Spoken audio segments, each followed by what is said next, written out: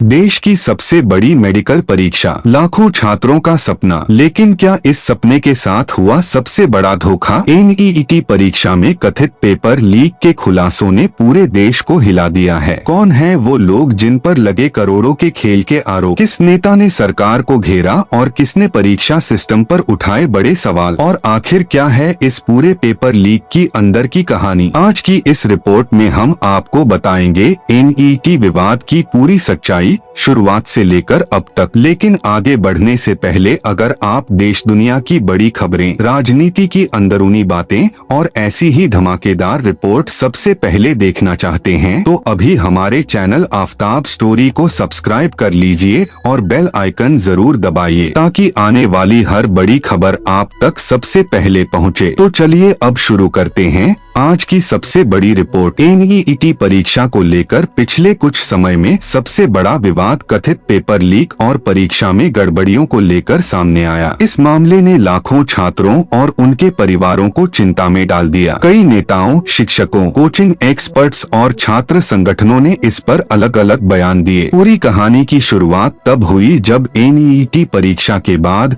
Social media पर यह दावा होने लगा कि परीक्षा का पेपर पहले ही कुछ लोगों तक पहुंच गया था। बिहार के पटना और झारखंड के हजारीबाग से ऐसे आरोप सामने आए कि कुछ छात्रों को परीक्षा से पहले सवाल याद करवाए गए थे। जांच एजेंसियों ने कई लोगों को गिरफ्तार भी किया। आरोप लगा कि कुछ छात्रों से 30 लाख से 50 लाख रुपए तक लेकर पेपर उपलब्ध कराया गया। सबसे पहले नेशनल टेस्टिंग एजेंसी यानी एनटीए ने इन आरोपों को खारिज किया और कहा कि परीक्षा पूरी सुरक्षा के साथ कराई गई थी। एनटीए ने बताया कि पेपर जीपीएस ट्रैकिंग, सीसीटीवी निगरानी और बायोमेट्रिक जांच के बीच भेजे गए थे। हालांकि बाद में कई जगहों से जांच शुरू हुई और मामला सीबीआई तक पहुंच गया। इस विवाद पर कांग्रेस नेता राहुल गांधी ने बड़ा बयान दिया। उन्होंने आरोप लगाया कि एनईईटी जैसी परीक्षाओं में लगातार गड़बड़ियां हो रही हैं और छात्रों का भविष्य खतरे में पड़ गया है। उन्होंने कहा कि अगर परीक्षा प्रणाली सुरक्षित नहीं रही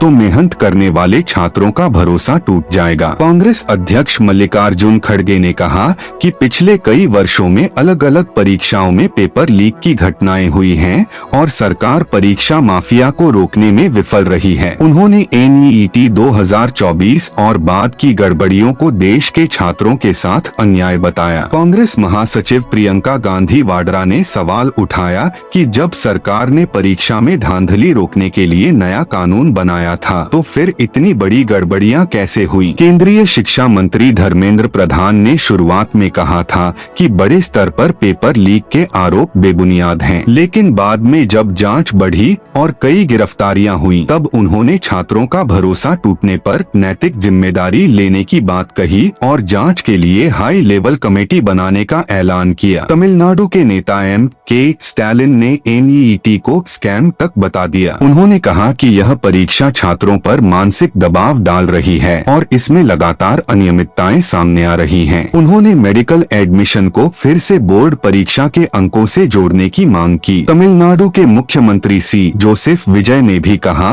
कि पेपर लीक ने एनईईटी सिस्टम की संरचनात्मक कमजोरियों को उजागर कर दिया है और इस परीक्षा को खत्म करने पर विचार होना चाहिए। पंजाब के मुख्यमंत्री भगवंत मान ने इसे केंद्र सरकार की विफलता बताया। उन्होंने कहा कि मेहनत करने वाले गरीब छात्रों का भविष्य बर्बाद हो रहा है जबकि पैसे वाले लोग फायदा उठा रहे हैं। राजस्थान के पूर्व मुख्यमंत्री अशोक गहलोत ने आरोप लगाया कि ओएमआर शीट बदलने और परीक्षा में गड़बड़ी की बातों को दबाने की कोशिश हुई। उन्होंने निष्पक्ष जांच की मांग की। इसी बीच कई छात्र संगठनों ने देश भर में प्रदर्शन शुरू कर दिए। एबीवीपी, यूथ कांग्रेस और अन्य संगठनों ने परीक्षा रद्द करने, दोबारा परीक्षा कराने और दोषियों पर सख्त कार्रवाई की मांग की। मामला तब और बड़ा हो गया जब सीबीआई जांच में यह सामने आया कि पेपर को गेस पेपर के नाम पर लाखों रुपए में बेचा जा रहा था। कुछ आरोपियों ने यहां तक दावा किया कि इस रैकेट में बड़े लोग शामिल हैं जिन्हें बचाने की कोशिश हो रही है। सुप्रीम कोर्ट तक यह मामला पहुंचा। अदालत ने माना कि परीक्षा की पवित्रता प्रभावित हुई है, लेकिन पूरे देश में दोबारा परीक्षा कराने के लिए पर्याप्त सबूत नहीं मिले। हालांकि जिन छात्रों को ग्रेस मार्क्स दिए गए थे उनके स्कोर रद्द करने और कुछ मामलों में दोबारा परीक्षा कराने के आदेश दिए गए। आज भी एनईईटी पेपर लीक विवाद देश में शिक्षा व्यवस्था, परीक्षा सुरक्षा और छात्रों के भविष्य को लेकर बड़ा सवाल बना हुआ है। लाखों छात्र चाहते हैं कि आने वाले समय में परीक्षा प्रणाली पूरी तरह पारदर्शी और सुरक्षित बनाई जाए ताकि मेहनत करने वाले छात्रों के साथ अन्याय न हो।